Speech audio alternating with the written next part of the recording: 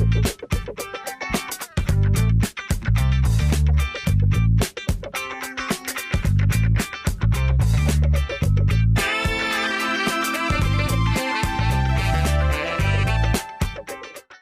Topic के अंदर जैसा कि हमने प्रीवियस 2 टॉपिक्स अपने प्रोजेक्ट के ऊपर स्टार्ट में देखी हैं, कुछ प्रेजेंटेशंस देखी हैं, जिसके अंदर एक्चुअली हम अपना बेसलाइन सेट कर रहे हैं ताकि जो टर्म्स यूज़ होंगी हमारे प्रोजेक्ट के अंदर, जो कॉन्सेप्ट यूज़ होंगे, जो डेफिनेशंस यूज़ होंगी, वो हमें एक बहुत क्लैरिटी के साथ ऑलरेडी आइडिया हो, ताकि जब हम आगे वर्क करने जाएँ तो हमारा काम आसान हो।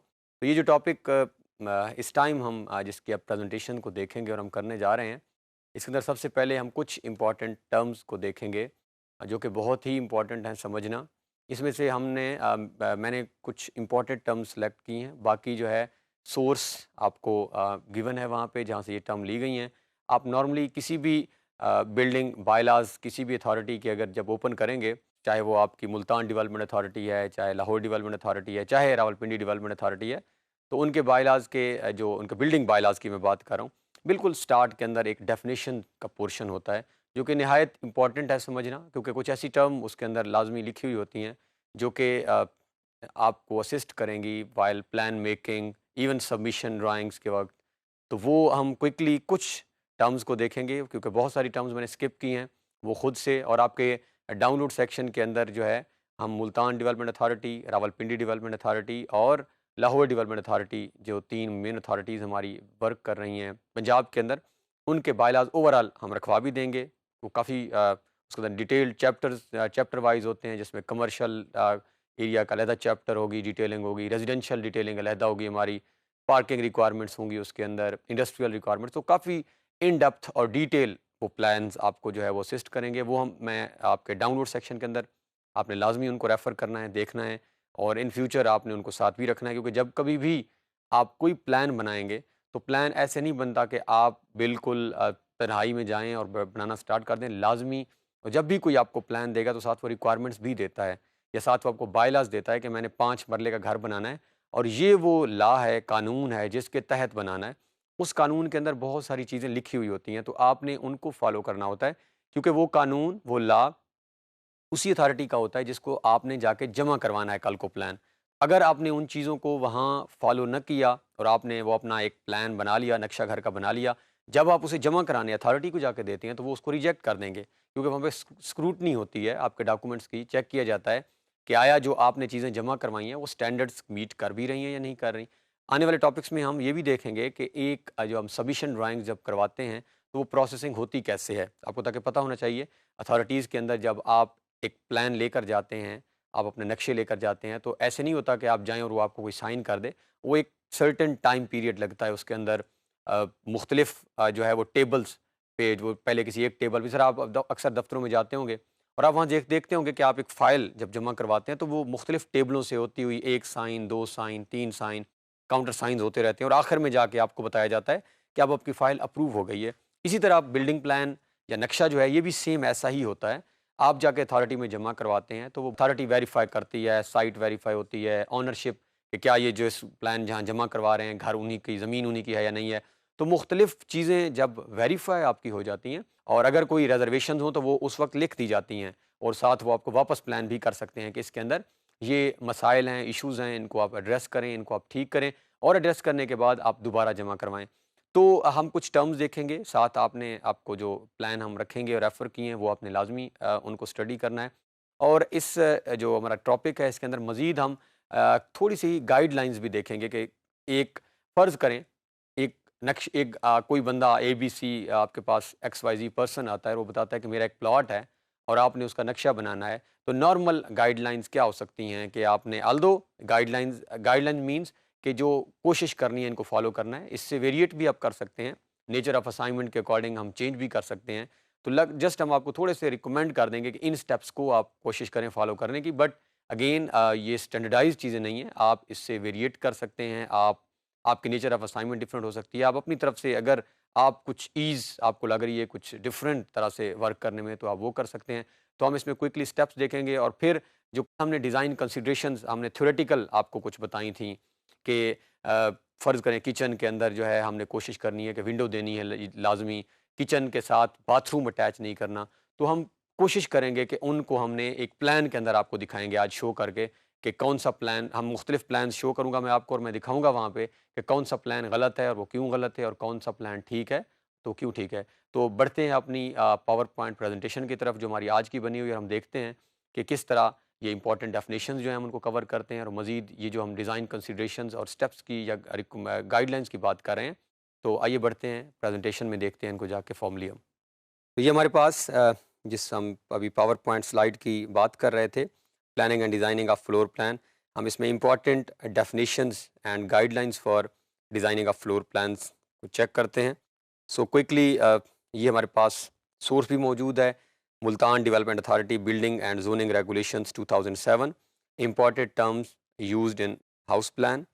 और ये मोरलेस इसके अंदर इस्तेमाल हाउस प्लान में भी होती रहती हैं या हाउस प्लान से हट के आप जब ओवरऑल बिल्डिंग से डील कर रहे होते हैं तो वहाँ पे भी आपको बाज़ औक़ात इस तरह की टर्म्स से जो है वो वास्ता पड़ जाता है।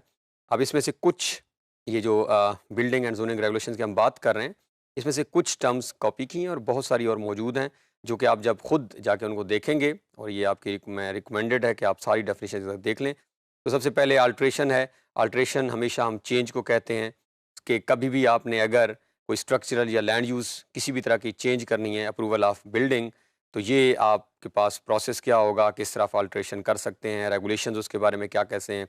फिर हमारे पास अमलगमेशन है। बाज़ औक़ात हम जो है वो 2 या 2 से ज़्यादा प्लॉट्स को आपस में जोड़कर मुख्तलिफ जगहों पे अलाउ होता है, अलाउ कर दिया जाता है। तो आप अपने प्लॉट्स को सेम अगर लैंड यूज़ उनका सेम होना चाहिए, यानी दोनों रेजिडेंशियल हैं, तो अगर आप बिल्डिंग पर्पज़ के लिए बाज़ औक़ात इकट्ठा करना चाह रहे हैं तो वहाँ आपको अलाउ कर दिया जाता है। फिर हमारे पास बहुत ही इंपॉर्टेंट टर्म है अपार्टमेंट्स, और अक्सर आप वेल अवेयर होंगे कराची वाली साइड पे अगर आप जाएँ तो वहाँ अपार्टमेंट्स और फ्लैट्स का कॉन्सेप्ट है। हाई राइज़ बिल्डिंग्स नज़र आती हैं। सो डिवेलिंग यूनिट क्या कहते हैं? Housing unit located in multi storey building meant to provide habitation.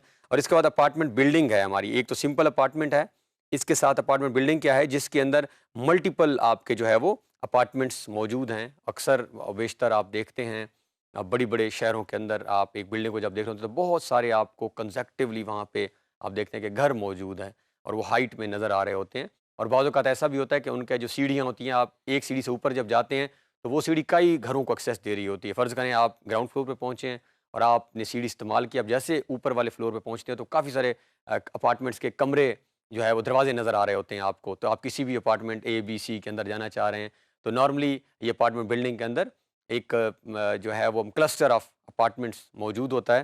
सो यहाँ पे अगर आप देखें तो means multi storey building containing more than 2 apartments sharing a common staircase. Staircase भी लिफ्ट्स भी एक ही होती हैं। अक्सर हम लिफ्ट से ऊपर जा रहे होते हैं। ये आजकल इवन के लाहौर, रावलपिंडी, इस्लामाबाद, कराची बड़े शहरों के अंदर ये बहुत कॉमन है कॉन्सेप्ट। फिर है हमारी अप्रूव्ड स्कीम, वो स्कीम जो अप्रूव होगी किसी भी पर्पज़ के लिए अथॉरिटी से। अथॉरिटी कौन सी अथॉरिटी? मीन्स कोई भी अथॉरिटी जो आपके प्लान को मंजूर कर रही है। वो छोटे जो हमारे शहर हैं वहाँ के केस में बाज़ दफ़ा म्यूनसिपल कमेटीज़ हो सकती हैं, जिस तरह केपीके है वहाँ पे टीएमएज़ हैं और तहसील म्यूनसिपल एडमिनिस्ट्रेशंस हम कहते हैं उनको।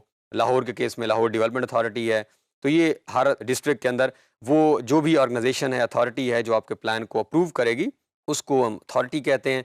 फिर हमारे पास है बिल्डर। तो बिल्डर जो है कोई पर्सन हो सकता है, कोई इंस्टीट्यूशन, कोई कंपनी जो बिल्डिंग वर्क को जो है वो इंटेंड्स टू अंडरटेक, जो आपका बिल्डिंग वर्क आपसे ले लेता है। और फिर बहुत ही इंपॉर्टेंट टर्म है बिल्डिंग हाइट। तो means a total height of building measured from the crown of the road to the top of the parapet wall excluding the structure such as chimney stacks, lift ends, water tower. तो ये हमारी building height की अक्सर हम बात करते हैं कि बिल्डिंग हाइट क्या है।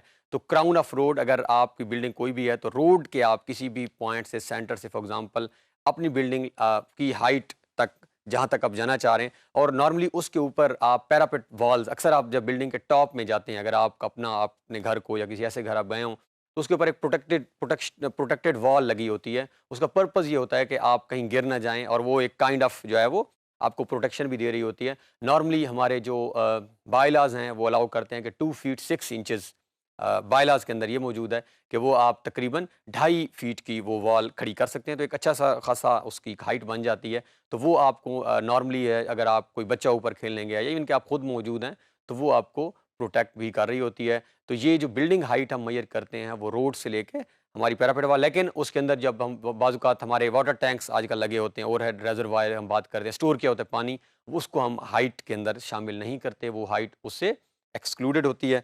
इसके बाद हमारे पास बहुत ही जो है वो इम्पोर्टेंट टर्म्स हैं, बिल्डिंग लाइन और प्रॉपर्टी लाइन, इसका जो है वो अक्सर ज़िक्र भी आता रहेगा, अब आगे इसके ऊपर वर्क भी करते रहेंगे।